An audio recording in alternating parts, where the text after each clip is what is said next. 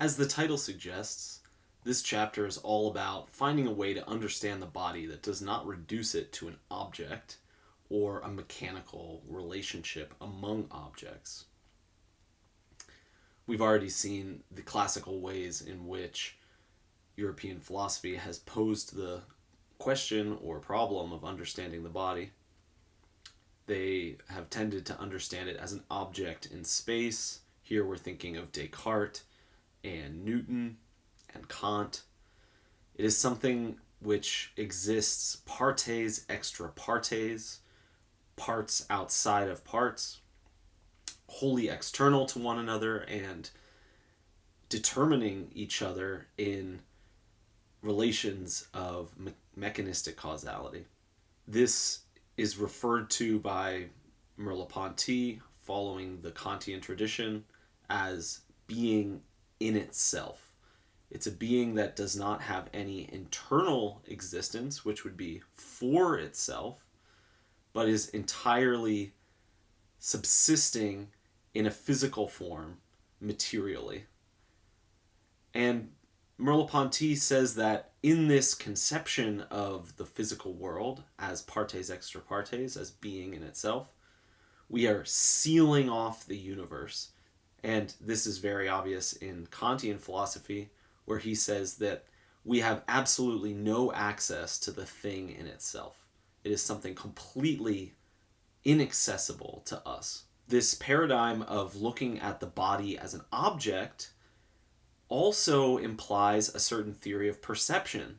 Perception as a linear relationship between stimulus and receptor. And here we can think that every possible data of our sensation, every infinite hue of color and the difference between color and the feeling of warmth or of a tone in sound, every single possible perceptible quality in this theory is produced by a receptor that is stimulated. So for every quality in perception, there is a stimuli and a receptor, and the stimuli causes the receptor to be activated. So that's the linear causality. So every perception, there's a one-to-one correspondence between the type of stimuli, the receptor of that stimuli, and the nerve that carries that stimulation, and the quality that we experience as a representation within our consciousness. Merleau-Ponty calls this into question and tries to show that there's an underlying assumption here about the body as existing as an object, which makes us fail to actually understand, both scientifically and psychologically, the activity of perception, the event of perception as something lived. He tells us that already in his time, psychologists and physiologists were beginning to question these assumptions and these simplistic, mechanistic explanations of perception. He brings up the example of certain lesions on nerves, so cutting certain nerves, and he shows that if it were the case that there were one nerve for each stimuli, we should expect that when you cut one or two of the nerves, or several of the nerves, that certain stimuli are eliminated while others are still there, right? If I'm getting this data from my eyes and there are certain receptors for yellow, by cutting part of those nerves, yellow or red or some region of that sensible manifold should be eliminated while the others are still there. But this is not, in fact, what happens when such lesions are created. Instead, the image gradually decays as a whole and becomes less clear, more gray. It does not affect the data bit by bit or select for certain data. Instead, it affects it globally. And what Merleau-Ponty tries to extrapolate from this is that what is key in perception is not this purely passive stimuli coming through a linear causality, but instead that there's a disruption in the organization of that stimuli that perception accomplishes. So perception is accomplishing a kind of organization of the stimuli, and the lesion to the nerves diminishes that stimuli ability to be organized perceptually. So he shows this in a way by saying that if the stimuli in the person with the lesion is increased to a lively enough intensity, some of the perception is regained. So the weakness of the stimuli means that the perceptual apparatus is not capable of properly organizing the phenomenon, and therefore it has this graying, this defocusing, and those effects, rather than removing of one or two qualities from within the field. So Merleau-Ponty says that while psychologists and physiologists of his time, and here he's probably thinking Gestalt psychology, they had acknowledged that behavior cannot be understood in terms of purely mechanistic causality. They had still not taken that next step and said, not only is behavior, which is up here, global, holistic, and emergent, but also perception itself and sensation are global organizing structures that cannot be understood in purely mechanistic causality. So they had still thought that beneath the behavioral level of Gestalts, there was this purely mechanistic level of stimulus and receptor. And if Merleau-Ponty can get rid of even that layer of residue of mechanism, then he will have fully assimilated the body into a Gestalt ontology by showing us that perceptual consciousness is already more organized and complex and intelligent than a blind mechanism or being considered as res extensa in itself, partes extra partes. So Merleau-Ponty is going to try to show us how our perceptual apparatus, our perceptual organs, are always gearing into or attuning themselves to the world. He says that the body rises up to the world. That means that it's not a purely passive reception of qualities, but there's something that the body is doing in order to gain a perception of the world and to open itself to the world. And he shows this by saying that when we perceive something clearly, there is a kind of temporal focusing and optimizing of the perception that the body accomplishes. The body actually anticipates the perception that it's going to achieve. It has to attune itself gradually to the stimuli. It cannot purely take it in. It has to find a kind of equilibrium through a sort of reciprocity between itself and the stimuli. And Merleau-Ponty emphasizes that we're never going to understand this way of attunement, the way that the body attunes itself to perception, if we remain external to it and try to explain it as something completely outside of ourselves, something that we're outside of. Instead, we have to enter into this process and live it as bodies that are perceiving. By approaching the body in this way, Merleau-Ponty is following Bergson in a way with Bergson's idea of the attention to life. And the attention to life is a way of describing consciousness in its engagement with the world and with its projects of daily life. It's the attention of consciousness, a sort of tension connecting consciousness to its projects and to the things that have vital importance to us. That's the idea of life.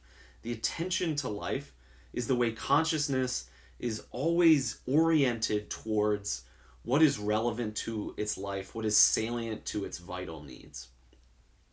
And so by taking this aspect of Bergson's, Merleau-Ponty is saying that the body, as a lived body, as a perceptually conscious body, is a body that is geared towards the world, that is open to the world and engaged with the world in a meaningful way, using its motricity and its perceptual apparatuses in order to gear into the world and to become familiar with it and to get around in it skillfully. And Merleau-Ponty connects this idea of the attention to life to Heidegger's term, being in the world. And being in the world really focuses on the existential dimension of our embeddedness in history and in culture and our habitus, our habits, and the way in which when we begin doing philosophy, when we start reflecting, we don't start from a clean slate. We don't start presuppositionless. We start already familiar with the world, already underway in certain projects, already committed to fulfilling certain intentions, already taking certain things as relevant and pushing other things away as irrelevant. What it means is that we're already, our consciousness, our awareness is already structured, and we filter our experience based on this structure. But this structure is our being in the world. It's the way in which we understand things from moving around in the world and being concerned with the world. So the lived body is something that we approach by taking it up as a process of being in the world that we are already living in our attention to life. In this module, we've been looking at sections of part 1 of the Phenomenology of Perception, and part 1 is titled The Body. We read chapter 1 of part 1, The Body as an Object of Mechanistic Physiology, and the second chapter is titled The Experience of the Body and Classical Psychology. In these two chapters, Merleau-Ponty is trying to erode away the dichotomy that is classically been used to understand the relationship between soul and body. And this is the alternatives between the in itself and the for itself. So in the first chapter, he's really going after the mechanistic, physiological view of the body as an object. And in the second chapter, he's going against the psychological tendency, the tendency in psychology to treat the soul as something utterly separate from the body, something totally different from the body. And in this passage through these two chapters, he's doing a kind of dialectical movement where he goes back and forth and shows us evidence of the body as a thing and shows us evidence of consciousness as unthing-like, but then he goes and he weaves them together and shows us consciousness as embodied and body as intelligent and conscious. In the third chapter of part 1, the spatiality of one's own body and motricity, he really gets at this intertwining of intelligence and embodiment as they utterly fuse together with one another in movement, which he calls motricity. And we only read the last section of this chapter on habit, but it really brings together everything from chapters 1, 2, and 3 and shows how he is able to overcome this dualistic view of mind and body and lay down his existential view of the body as a being in the world and as consciousness as being in the world and subjectivity as embodiment. We've already looked at habit in detail last week and seen how it can be used methodologically in a sort of phenomenological reflection where we not only rehabituate our consciousness, but we find within habit the prime example of a being that is not reducible to either object or consciousness. It's an intermixing of the two, inseparable union between soul and body. Merleau-Ponty takes this tradition up from Ravissant and from Bergson, and what he does, rather than criticizing anything specifically, he tries to evolve and further develop the metaphors that they use. And one of the first ones he brings up, and one that really defines this entire section that we read, is the one pulled from Bergson, when Bergson is referring to Ravissant's philosophy, and in particular the importance of habit in Ravissant's philosophy. He says that habit is the fossilized residue of a spiritual activity. And what this means is that there was spirit, there was intelligence and understanding at work when the habit was being formed. The habit comes about by organizing our activity and making sense of the world in a new way. But once that habit has been created, once it has been instituted, the intelligence, the spiritual side of it, retreats or it withdraws. And all that's left is something inert. This mechanism that is outside of our will and that we cannot just overcome by simply shutting it off or getting rid of it. It's something that sort of haunts us. And it is the bedrock of our being, our embodied being in the world. Our habits are this fossilized residue of a spiritual activity. And Merleau-Ponty takes up this description, although he wants to evolve it and improve upon it. And he does so in a really interesting way. So if we take this idea of spiritual activity, that dimension of it, he wants to go a little bit further and speak of a consecration. And consecration is an act which imbues something with sacred value, right? It's something a priest does, or doesn't even have to be a priest, but it's this act where we imbue physical things with a higher spiritual dimension to them.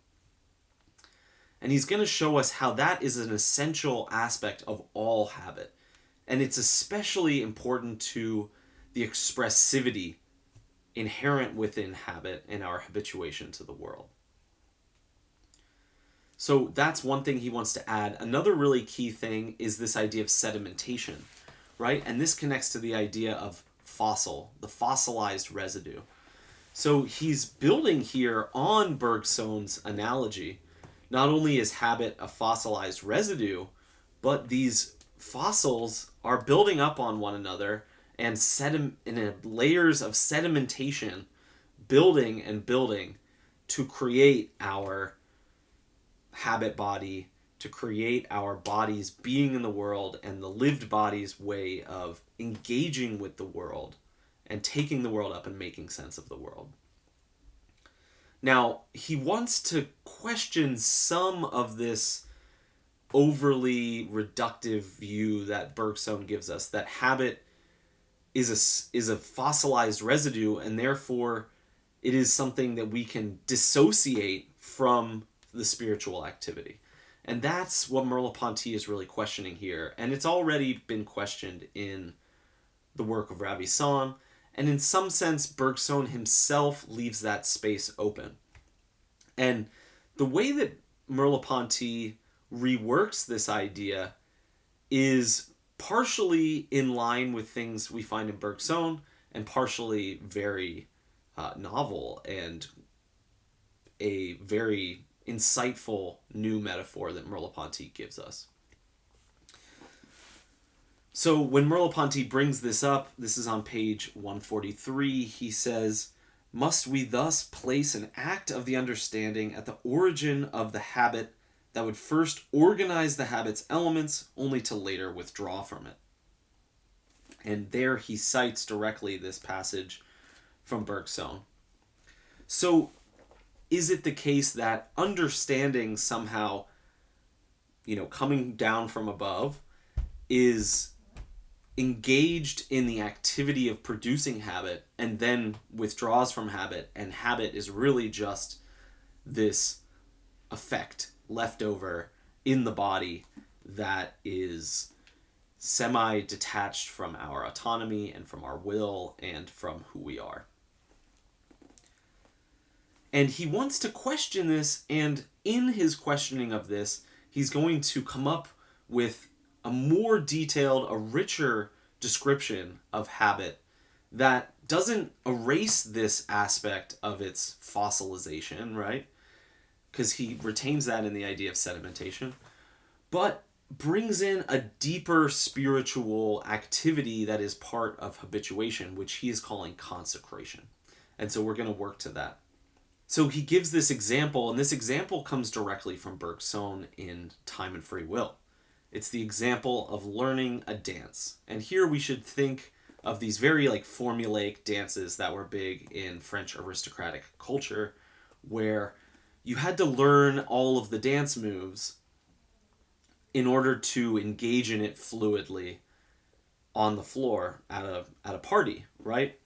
It's not something that you could just go to and kind of pick up as you go. You kind of had to memorize the entire dance beforehand, and in memorizing it, you're sort of analyzing every single movement that it takes, and you're using that as a guide to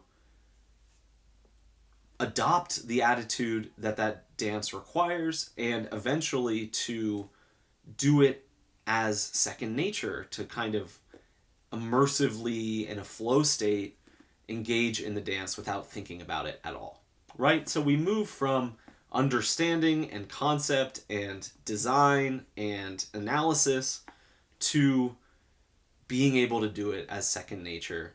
And that second nature aspect of it, as just being able to do it, is the kind of fossilized residue of that spiritual activity. And Bergson, when he analyzes this, talks about the feeling of grace. And he says that grace is the engagement of spirit with the body when it moves in ways that are graceful. But when dancing, those movements are fluid and continuous and following that program to a T, right? The graceful dancer doing the waltz or whatever dance is the one who does it perfectly, who doesn't overdo any of them, doesn't underdo any of the moves, and moves from one to the next in an almost effortless smoothness and continuity of movements. But Merleau-Ponty focuses on the fact that it's not enough to simply arrange all of these movements abstractly in our mind. No, we actually have to engage with them with our body, and our body needs to understand them and grasp them in themselves, not mediated by our ideas and our concepts. And that's exactly how, when we engage in the dance, all of that mental, conceptual aspect completely falls away. And yet we have the sense of the dance. We have immediately and more profoundly the sense of that dance by living it and by doing it. He says on page 144, in order for the new dance to integrate particular elements of general motricity, it must first have received, so to speak, a motor consecration. And this motor consecration is imbuing these movements with a certain significance. A kind of reverence and affection is formed where the body almost loves these movements, and that intimate love and affection and reverence for these movements orders and orients its ability to understand them in a lived way rather than as a thought about them. The acquisition of this habit, he says, is surely the grasping of a signification but it's specifically a motor grasping of a motor specific signification. And he expands on this with a few examples. One is a hat that has a feather in it, right? If you're wearing a feather in your hat, you need to habituate yourself, familiarize yourself with its height, how to avoid hitting it on a light or a doorway. And this extension of our body by the hat is incorporated into the living body and becomes part of our familiarity and our gestural and behavioral comportment, right? This is the idea of the motor schema. We adapt this new aspect of our body into our body, and it becomes an extension of the body.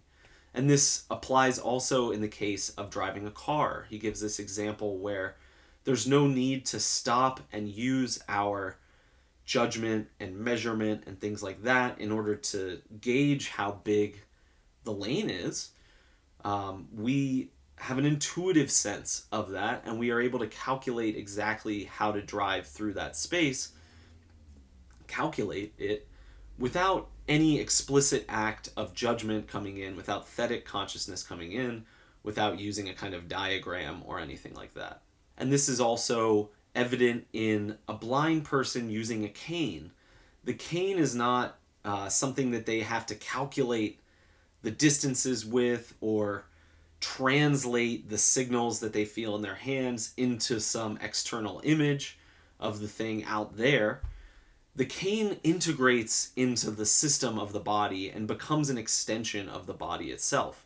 And of course the cane is moving, so it's something motor, but it's also sensory. It's immediately showing the blind person what is around them. So the sensory motor circuit are very closely intertwined, and the cane itself becomes an extension of the motor schema by being engaged in the world directly. He says, to habituate oneself to a hat, an automobile, or a cane is to take up residence in them, or inversely, to make them participate within the voluminosity of one's own body. Habit expresses the power we have of dilating our being in the world, or of altering our existence through incorporating new instruments. And what this means is that when we acquire a new habit, it's not as if we have simply taken on a new reflex, but instead we have opened up a new way of looking at the world. We have reorganized our existence such that we can engage with existence in a new way we didn't have access to or understanding of prior to that habituation. And this is where we start to come to this idea of consecration. This comes from a really interesting and insightful example that Merleau-Ponty gives us of an organist who plays on a new organ for the first time. Now we really have to think about what this entails, because if you've never encountered a church organ, or if you don't know its specifications, they're highly complex, right? And there's multiple layers of what's going on here that are important. You know, on the one hand, the organist is able to do something incredibly complex. There are oftentimes 4 keyboards for their hands that they switch between. And there is a pedal board, and they use both of their feet to access those pedals. So oftentimes they will be playing a bass line with their feet, a rhythm line with one of their hands, and a melody line on another keyboard with another hand. And that's already an incredible feat of coordination, and it's as if one person is 4 people. It's incredible. Or more than 4 people. But there's another level to this example that is really important for the idea of consecration.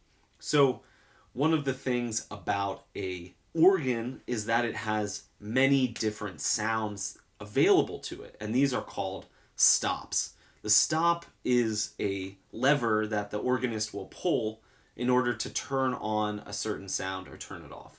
And you can think an organ has some sounds which imitate flutes. It has some that imitate strings, some that imitate trumpets, some that imitate woodwinds, and then it has settings that incorporate all of them.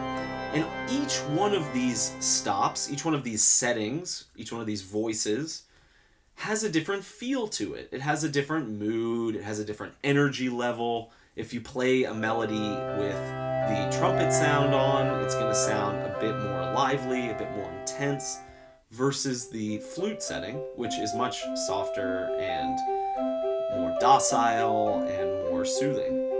And then if you pull all of them, you get the plenum of all the sounds at once, and it's very intense. Just like an orchestra, you've got lots of families of sound here. An orchestra has the woodwinds, and so does an organ, a clarinet, French horn.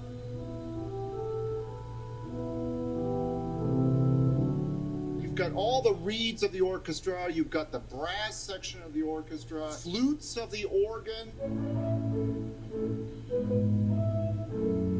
Lovely flute sounds, but then you've got the great string section of the organ. These strings are from 1914, the Skinner organ.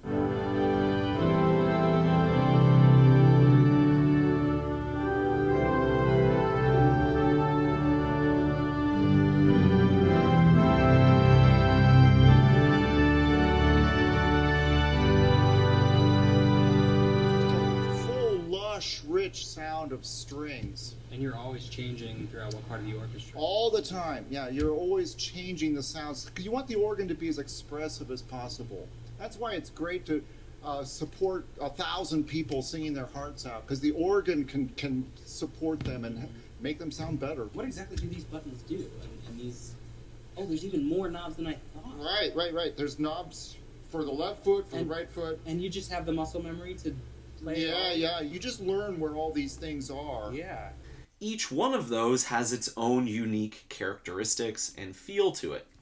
Now, when you go from an organ in France to an organ in Germany, very likely the inventor in each of those instances is either French or German and uses a totally different layout. Sometimes these are very different, especially if you think of someone in, the 19th century going to use an organ from the 14th or 15th century, right? A really old organ. It still has a bunch of different stops. It has a bunch of different voices. And things are laid out slightly different. And so the organist has some sense of what they want to play, but the way in which they access that on the new organ is going to be very different. The stops are going to be placed in a different location, but that's not all. They could be slightly different stops. Instead of having a flute sounding one, you have something that sounds like, clarinets, and maybe that's good enough. For the part that you intended to play there on the flutes, you can use the clarinets instead, right? It can substitute for them in that situation. So when the organist learns how to use the new organ, they need to learn how to pull, not just for locating some object in space, but for creating a kind of habitual type of movement which accesses something expressive. A sound, an emotion, a attitude. So the stops actually represent spatialization of certain moods and attitudes, certain what Merleau-Ponty calls affective vectors. Reaching here versus reaching there is not two points in space, understood geometrically. It's two different aesthetic feels. It's two different affective states. It's two different ways of being in the world, of being expressive, not simply geometrical locations.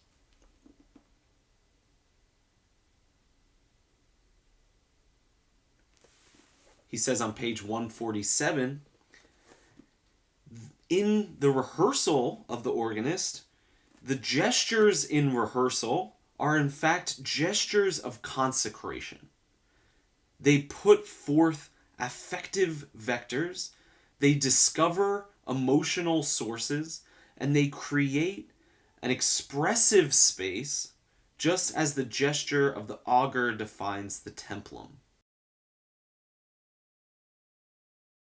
And here, a little further down, he continues, the principal regions of my body are consecrated to actions, and the parts of my body participate in their value, and the question as to why common sense places the seat of thought in the hand is the same as the question of how the organist distributes musical significations in the space of the organ. The body actually learns and picks up certain vectors of intentionality here. The consecration of something means that that thing now appears sacred and holy, and we regard it with a kind of reverence and affection, right? And there's a particular affection that the organist has for the softness of the flutes, right? And when the organist is improvising in between songs, right, as they do in church or something like that, the organist knows what they want to express, and they have a sort of affection for that particular way of expressing the sounds that is appropriate to that moment. And so they have this kind of affective relationship and a kind of reverence for the expressiveness that they are intending to produce. And so when they habituate themselves to grabbing the stop where it is, what they're actually habituating, what they've instituted, is a kind of consecration.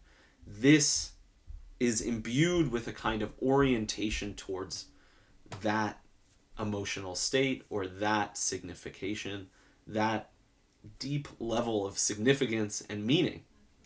As he says, again on page 147, the entire problem of habit here is to determine how the musical signification of the gesture can be condensed into a certain locality to the extent that by entirely giving himself over to the music, the organist reaches for precisely the stop and the pedal that will actualize it.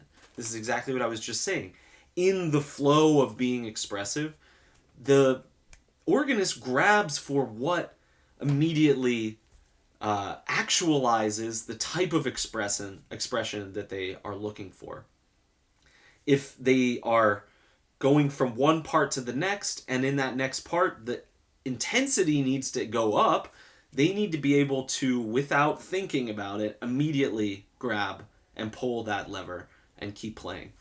And when it's winding down and becoming more docile and softening, again, they need to be able to immediately be habituated to an expressiveness that is at their hands, and it's a knowledge that is in their hands, as he says time and again in this chapter. Not only is this consecration instituting a certain significance, a certain reverence, a sort of orientation and affective value, it's also comparable to the initiation into a mystery, right? When we become initiated to a mystery, we gain access to something that could not have made sense prior to that process of initiation. Again, this is a kind of spiritual enlightenment that is already there within habit in our engagement with the world. When we are habituated to a type of expression, say it's, again, learning a musical instrument,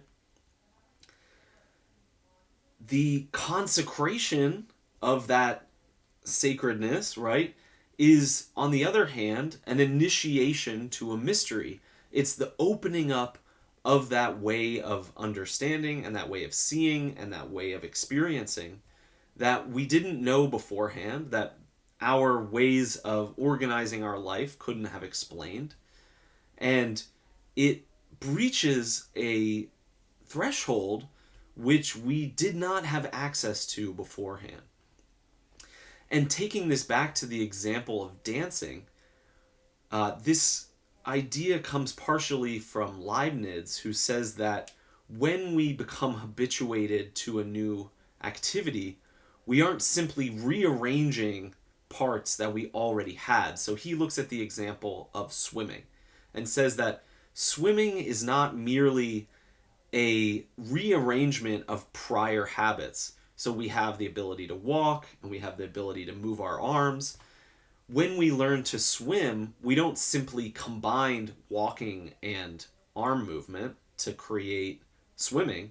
We have to completely reintegrate our body schema. We have to completely modulate our body's way of engaging with the world. And when we do that, we consecrate a sort of orientation. We institute a new way of making sense of the world, which is the world of swimming, right? The way that we move our bodies and the way that we coordinate our movements in water is entirely engaged and intertwined with that milieu, with that region of our movement.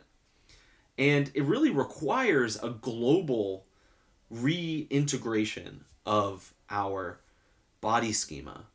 Our body schema is this kind of background of all of our sedimented habits. It's everything we've learned to do and our body has learned to understand. It's all of our dexterity, but it also goes beyond that, and it reintegrates that in a new way that was not simply the juxtaposition of one or two of our prior habits together. It's a global reintegration of them.